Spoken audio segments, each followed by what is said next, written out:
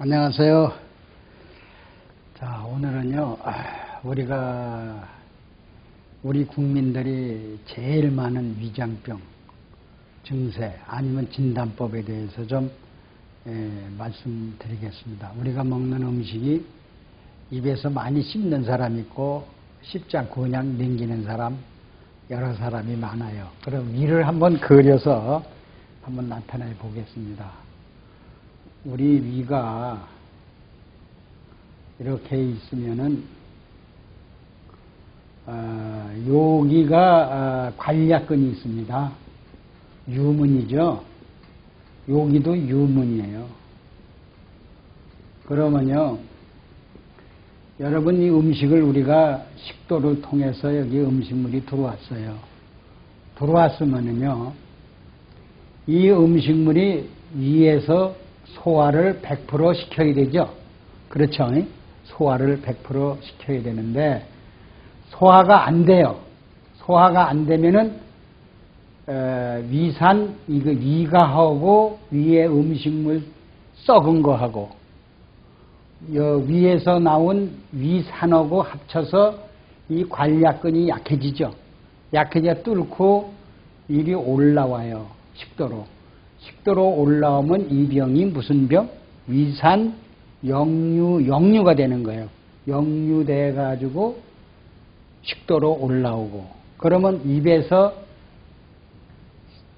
위산 냄새와 음식물이 썩은 냄새가 나갔죠.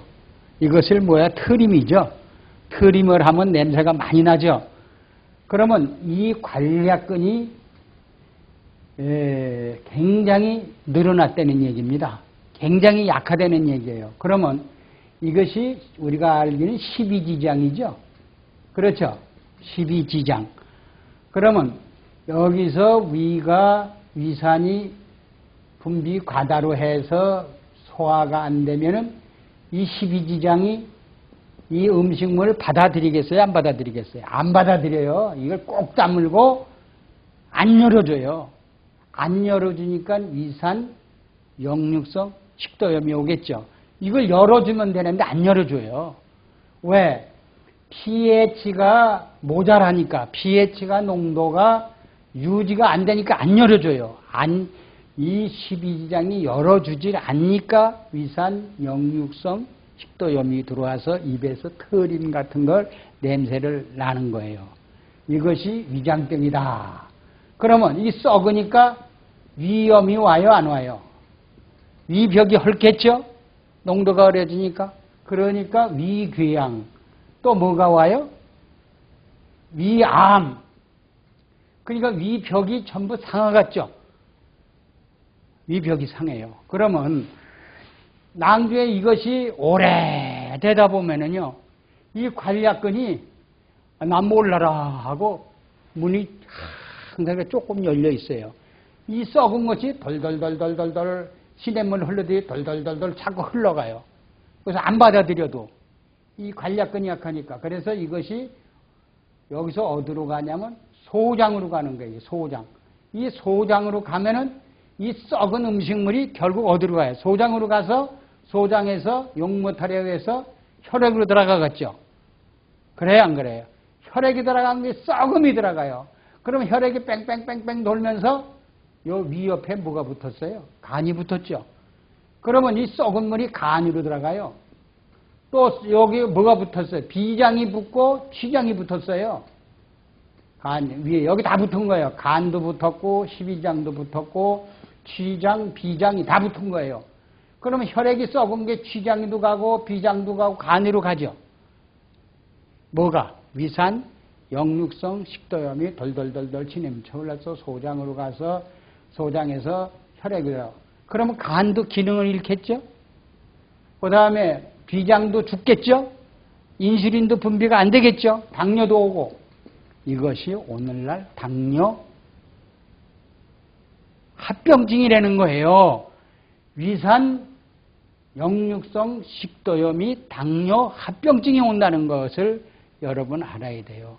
입에서 트림하는 사람은 위산, 역류성 식도염이 오늘날 당뇨 합병증을 만든다. 이렇게 보시면 돼요. 그래서 이 위산 역류성 식도염 걸린 사람들은 변 냄새가 굉장히 많이 납니다. 변 냄새만 나는 게 아니라 우리 혈액 속에 있는 유산균도 다 죽어버리고 뭐예요? 유해균이 남고 혈액 속에 항생제를 죽지 않는 리스트레인 박테리아 같은 그러한 아주 몹쓸 그러한 박테리아가 오늘날 변을 통해서 또는 다른 사람으로 날라와서 코 속에 들어오면은 요새 무슨 바이러스 뭐 염증이 바이러스 염에 걸렸다, 에아루병에 걸렸다, 돼지 인플루엔자에 걸렸다 하는 병이 이런 병이거든요. 그래서 오늘은 하나 예를 들을게요. 43세 된 사람이 입에서 굉장히 썩은 냄새가 많이 나서 언제든지 뭐 역류성 식도염이 고쳐지겠지 해서 음식물을 굉장히 꼭꼭꼭꼭 씹어서 먹었대요. 근데 조금 나아지긴 하나 아주 그냥 역겨운 냄새가 더 나서 병원에 갔더니 위가요 완전히 썩어서 위암이 발생했대요. 이 십이지장에도 암이 발생했대요. 이 간도 간암이 일부 발생했대요. 그리고 췌장도 암이 발생하고 비장도, 췌장도 다 암이 발생했다는 얘기입니다. 근데 의사가 뭐라고 그러냐면 수술을 해도 3개월, 수술 안 해도 3개월, 시한부 인생으로 판정을 맡은 거예요. 그럼 이 사람은 결국 어떻게 돼요? 죽을 수밖에 없죠. 왜? 위산 역류성 식도염이 결국 내 몸을 썩게 만들었죠. 암으로 전이되고 재발을 만들었다는 거예요. 그래서 수술을 하는데요. 이 간을 3분의 1을 잘라냈대요. 위는 완전히 잘라내고요. 그 다음에 십이지장하고 위 잘라내고 비장, 췌장까지 다 잘라냈어요. 그러면 내장 기관이 지금 있어요, 없어요? 식도도 4분의 3을 잘라냈대요. 요 목 있는 식도하고 이 소장하고 발효해준 거예요. 다시 한번 얘기할게요. 보세요. 이분은 지금 식도 요만큼에다가 바로 소장이에요. 이 소장이 막 연결돼가지고 이제 우리 대장으로 이렇게 연결된 거죠. 여기 항문이고요. 그러면 이분은 이 내장 기관이라는 건 폐밖에 없어요. 다 잘라내고요. 아무것도 없어요.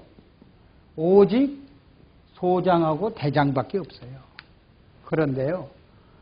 놀랍게도 20년이 지났는데 살아있어요. 놀라운 얘기입니다. 자, 썩은 것이 다 암으로 변했는데 냄새가 살아있다는 거. 여러분, 이분이 결과는 역류성 식도염이 5년 동안을 내버려둔 탓으로 내 내장 기관이 다 썩었다는 얘기입니다. 암으로 변했다는 얘기입니다. 근데 그때 빈혈을 하도 빈혈이 내장 기관이 전부 죽으니까 영양소를 흡수도 못하고 배설도 못하죠. 그게 빈혈이 왔는데 병원에 가서 진단해 보니까 헤로그로빈 수치가 13.9가 얼마가 13.9가 정상인데 7.0이래요. 그러면 반이 모자란다는 얘기죠. 그래서 빈혈이 왔다. 근데 이 사람이 어떻게 이렇게 빈혈이 오고 내장을 전부 잘라냈는데 20년 동안을 지났는데도 정상이다. 살아있다. 그리고 암세포가 하나도 없다. 이게 결론이에요. 근데요, 제가 지금까지 위가 없는 사람들이 많은 사람을 겪어봤거든요. 뉴욕에 있는 사람, 여자분이요. 방배동에 있는 사람, 남자. 이 식도와 소장으로 연결했는데 어떻게 살아있을까? 살아남은 자들을 유심히 관찰을 많이 해보니까요.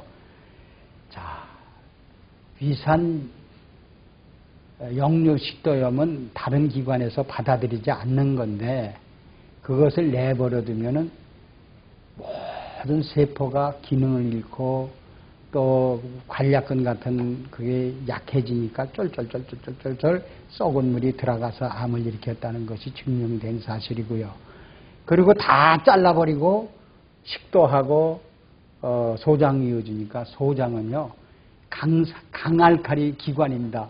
이 소장이요 우리 자기 키의 11배 반이나 되는 여러분 11배나 되는 강대한 큰 장의 기관입니다.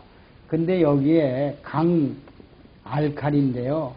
pH가 8.0입니다. 여러분들 이걸 아셔야 돼요. 8.0이라면은 엄청난 강알칼리를 가지고 있는 물인데요.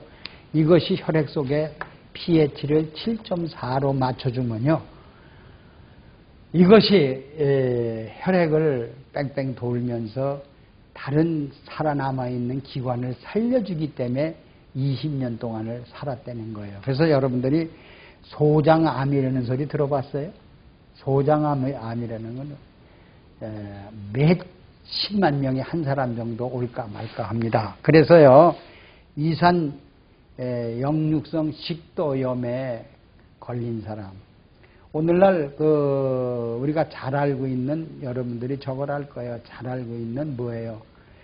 당뇨 합병증 걸린 사람, 당뇨가 있고 몸 체중이 불어간 사람, 식욕이 굉장히 많으잖아요. 포만감이 있는데도 자꾸 먹죠. 그러니까 고혈압, 당뇨병, 암이 찾아오죠. 이런 사람들은 위를 잘라버려요. 요새 수술법은요. 위를 자르면 많이 먹질 못하죠. 근데 그 20년 살아남은 위도 없지, 식도도 3분의 1 잘랐지, 간도 반 잘라냈지, 비장이 다 없는 사람도요, 소식하게 된답니다. 음식을 적게 먹고 미네랄을 많이 섭취하니까 20년을 살아있다. 이것이 우리 몸속의 냄새, 독성, 냄새를 제거하는 방법이다. 이렇게 해서 20년을 지금 살아 계시다. 그러면 43세에 그랬으면 63세죠. 63세인데요. 아주 건강한 모습으로 살아나가는 사람들을 볼 수 있어요. 지금 뉴욕에 있는 사람도 65살이죠.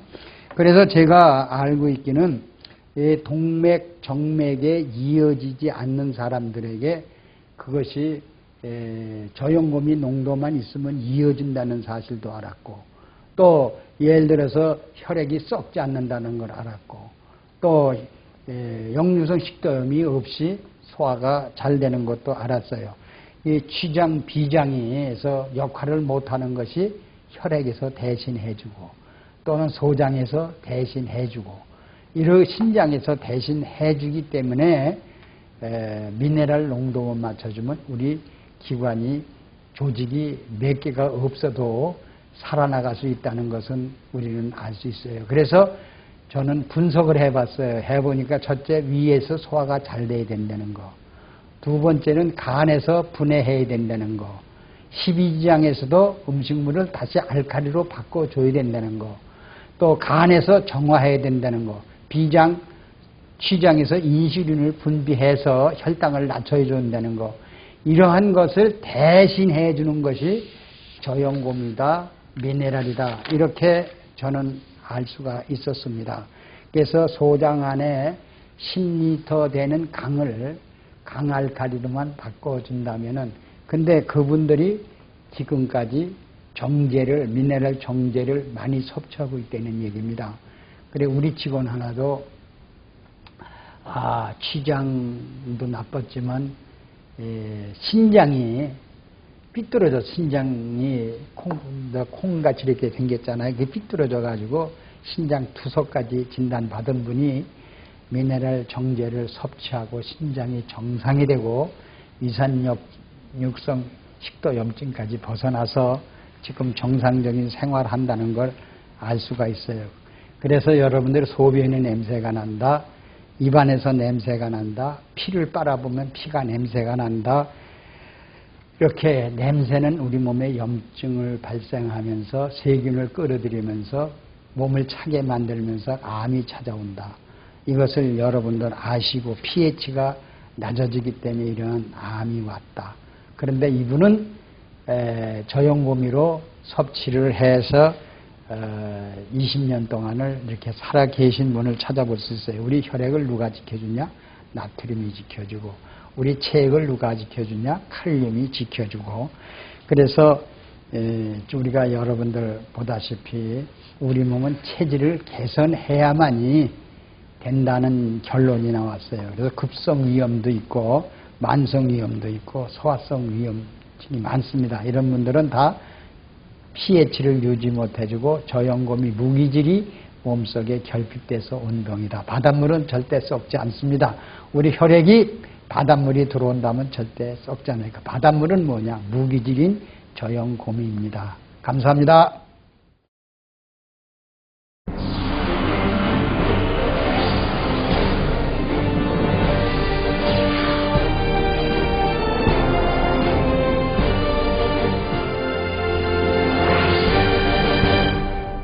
저염곰이라고 말할 수 있어요. 우리가 볼 때는 곰이라고 하는데요. 염도가 낮고, 그리고 염도가 얼마나냐? 47%입니다. 그리고 고미는 미네랄이, 다시 말하자면 미네랄이 53%입니다. 이것이 저염곰이 리퀴드맥이에요. 그러면 이것이 우리 몸속에 얼마를 유지해 주냐? 우리 몸속에 3.5%가 유지돼 줘야만이 우리가 건강한 거예요. 그래서 여러분이 잘 알다시피 바닷물 있죠. 이 바닷물은 저염곰이에요. 완전히 여러분들이 분석해 보시면 나트륨이 47%고요. 미네랄이 53%가 들어있는 이 바닷물은 불멸의 물질, 썩지 않죠? 바닷물이 썩습니까, 여러분들요? 그러면 저염곰이가 우리 혈액 속에 들어오면 절대 우리 몸이 불로초나 똑같아요. 젊음을 유지하고 살 수 있는 이러한 물질입니다. 리퀴드맥을 생산하고 있는 충남 부여공장. 리퀴드맥은 바닷물 농축액에 생리활성 물질이 풍부한 겨우살이, 청미래, 오가피 등의 약초를 넣어 1년 이상 숙성, 발효시켜 만든다. 염분은 낮고 미네랄은 높다고 해서 저염곰이라고 불리는 리퀴드맥은 미네랄 농축액으로 체내의 건강에 중요한 역할을 담당하는 미네랄의 집약체라고 할 수 있다.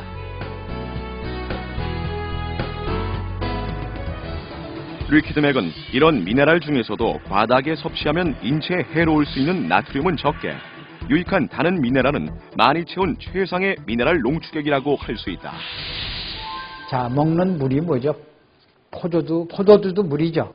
또 뭐예요? 뭐가 물이요? 자, 과일도 물이죠. 또 뭐 야채도 물이죠.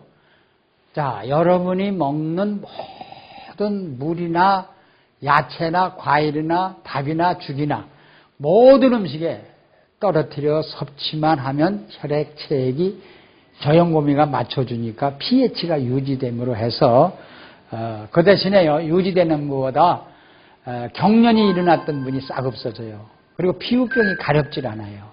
그 다음에 쥐나는 게 또 없어지고요. 그래서 이러한 우리 몸속에는 저염곰이를 사용처가 어디냐? 모든 음식, 우리 입으로 들어가는 음식은 난 다만 털을 먹어도 뿌려서 먹어요. 리퀴드맥은 우리의 식생활 전반에 걸쳐 두루 사용될 수 있다.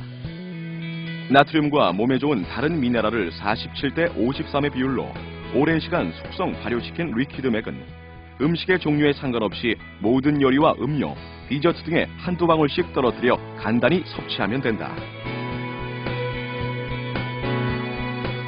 또한 리퀴드맥을 넣어 먹게 되면 특유의 짭짤한 맛이 더해져 음식을 더욱 맛깔나게 만든다.